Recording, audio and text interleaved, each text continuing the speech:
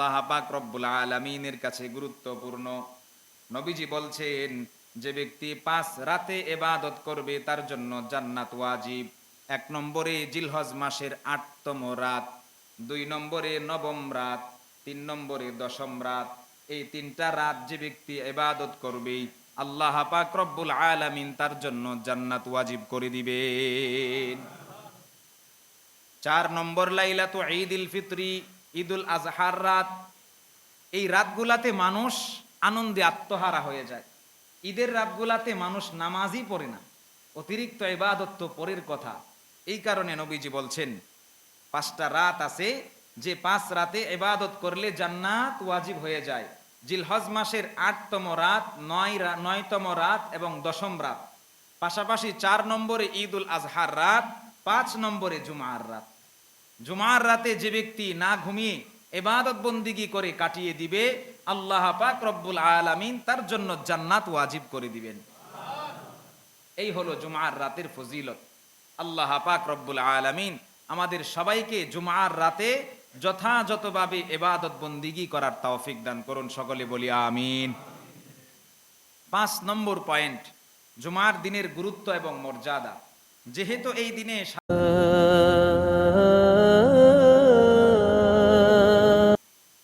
লাইলাতুল জুমার বিশেষ কিছু ফজিলতের কথা হাদিসের মধ্যে আসছে। স্বাভাবিকভাবে যেহেতু এই মুসলমান, এই উম্মতের জন্য, উম্মতে মুহাম্মাদির জন্য সাপ্তাহিক ছুটির দিনের নাম কি? শুক্রবার অথবা ইয়াউমুল জুমআ। তাহলে ইহুদিদের জন্য ছিল শনিবার, খ্রিস্টানদের জন্য ছিল রবিবার, আমাদের জন্য শুক্রবার ইয়াউমুল জুমআ। যেহেতু আজকের দিন ছুটির দিন, সাধারণত ছুটির দিন ঘোষণা করা হয়, সেজন্য অনেকেই এই রাত্রিটাই দুনিয়াবি কাজকর্ম নিয়ে ব্যস্ত থাকে, রাত জাগে, সময় নষ্ট করে, ঘোরাফেরা করে। এই কারণে এই রাত্রটাকে ইসলাম ধর্মে বিশেষ একটা গুরুত্ব দেওয়া হয়েছে, যেন উম্মতে মুহাম্মাদি এই রাত্রে ছুটি পেয়ে দুনিয়াদারিতে ব্যস্ত না হয়ে যায়। 3টা হাদিস বলবো। 1 নম্বর, এই রাত্রটা এবং এই দিন, আল্লাহর নবী সব সময় এই রাত এবং দিনকে আলোকিত রাত এবং আলোকিত দিন বলতেন। রাত্রটাও আলোকিত রাত, দিনটাও আলোকিত দিন। হাদিসের মধ্যে আসছে, ক্বালা রাসূলুল্লাহ সাল্লাল্লাহু আলাইহি ওয়াসাল্লাম, ক্বালা রাসূলুল্লাহ সাল্লাল্লাহু আলাইহি ওয়াসাল্লাম, লাইলাতুল জুমআতি লাইলাতুন আগাররু ওয়া ইয়াউমুল জুমআতি ইয়াউমুন আজহারু। নবীজি সব সময় বলতেন, জুমার রাত হলো আলোকিত রাত, জুমার দিন হলো আলোকিত দিন। যেন মানুষ এই রাত এবং দিনটাকে গনিমত মনে করে। আল্লাহ পাক রব্বুল আলামিন এই রাত এবং দিনে বিশেষ কিছু নূর আসমান থেকে নাজিল করেন, যার কারণে এই রাত্রি এবং দিনটা বিশেষভাবে আলোকিত হয়ে যায়। মুসলমান ভাইরা রে আমার, জুমার রাতের ফজিলতের ব্যাপারে 2 নম্বর হাদিস।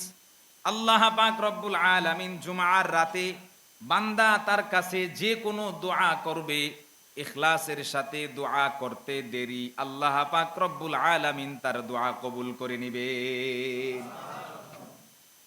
একজন মুসলমান বান্দা ঈমানের সাথে, ইখলাসের সাথে জুমার রাতে যে দোয়া করবে, সঙ্গে সঙ্গে আল্লাহ পাক রব্বুল আলামিন তার এই দোয়াটা কবুল করে নিবেন।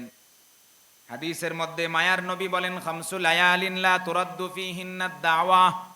আল্লাহর নবী হাদিসের মধ্যে বলেন, 5টা রাত এমন আছে যে 5 রাতে আল্লাহ পাক রব্বুল আলামিন দোয়া কখনোই ফেরত দেন না।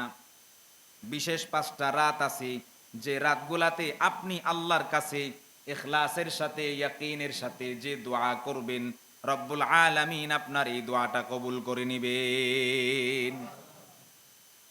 1 নম্বর রাতের নাম হলো আউয়ালু লাইলাতিন মিন রজব।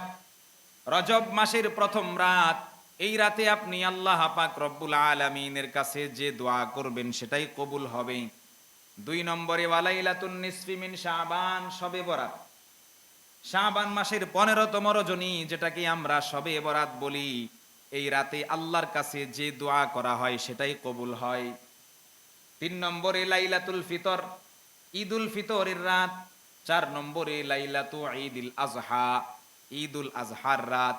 5 নম্বরে লাইলাতুল জুমআ, জুমআর রাত। জুমার রাতে ইখলাসের সাথে আপনি আল্লাহর কাছে যে দোয়া করবেন, সঙ্গে সঙ্গে রব্বুল আলামিন আপনার দোয়া কবুল করে নিবেন। তাহলে জুমার রাতে দোয়া কবুল হয়। 3 নম্বর হাদিস, মায়ার নবী সুন্দর করে গোটা পৃথিবীর উম্মতকে লক্ষ্য করে জানায় দেন, মান আহিয়াল লায়ালিয়াল খামসা ওয়াজাবাত লাহুল জান্নাহ। ইসলাম ধর্মে 5টা রাত আছে, যে 5 রাতে কোনো মুসলমান বান্দা অলসতা না করে গোটা রাত ইবাদত বন্দিগিতে লিপ্ত থাকবে, সারা রাত জাগ্রত থেকে ইবাদত বন্দিগি করবে, ইবাদত বন্দিগি করে ফজরের নামাজ পড়ার সঙ্গে সঙ্গে আল্লাহ পাক রব্বুল আলামিন তার জন্য জান্নাত ওয়াজিব করে দিবে। 5টা রাত আছে, যে 5 রাতে ইবাদত করলে জান্নাত ওয়াজিব হয়। 1 নম্বর রাতের নাম হলো লাইলাতুত তারউইয়া। আল্লাহ পাক রব্বুল আলামিন এই উম্মতে মুহাম্মাদীকে অনেকগুলো নিয়ামত দিয়েছেন, তার মধ্যে অন্যতম একটা নিয়ামত হলো আরাফার নিয়ামত, হজের নিয়ামত। হজ পালন করা হয় জিলহজ মাসেই। জিলহজ মাসের 8, 9 এবং 10 এই 3টা রাত আল্লাহ পাক রব্বুল আলামিনের কাছে গুরুত্বপূর্ণ।